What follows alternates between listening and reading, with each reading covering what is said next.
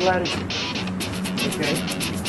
Now, if you want, it's not a bad idea, you can take your joystick, punch it up, and that little note area can go in. Well, today's session involves global positioning systems, and that specifically is the hardware I think a lot of people associate with devices in their car.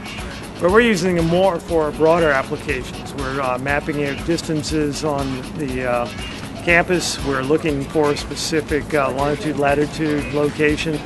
If we are looking 5 to 10 years down the road for the direction our students need to go in, we need to have an understanding of it first. With a lot of the teachers and the instructors, we are the digital immigrants, and the students are the digital natives. Well, it's always good for teachers to stay ahead on the technology. I mean, we are taught to teach our students what's current technology, and how can we teach them if we don't know ourselves?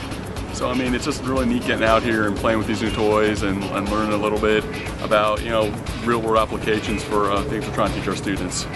A lot of students are interested in GIS because there's a lot you can do with it, not only from an engineering standpoint for building bridges or roads, but from an environmental standpoint, animal standpoint if you want to know where the animals are, or where's an invasive wetland plant species, where are bats at. There's all sorts of different things. A lot of students learn better when things are in their hands, how we can pertain this to certain units that we teach, and it's always fun to direct things in real-world careers that students may have afterwards. A lot of times they don't see the reality or the necessity of what they're learning and how it can help them in the future.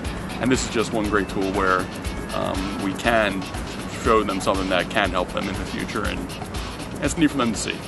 We just this year had our first career study certificate in geospatial information and positioning system. It's about 1 year in length.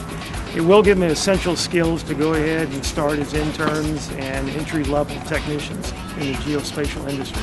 Well, the Dominions supplied us with the funding and the realization that there are careers out there, and they also have potential internships. And so without that startup money, I guess you could say, we wouldn't be able to have these devices, wouldn't be able to sponsor the workshop, bring the professionals in like Michelle.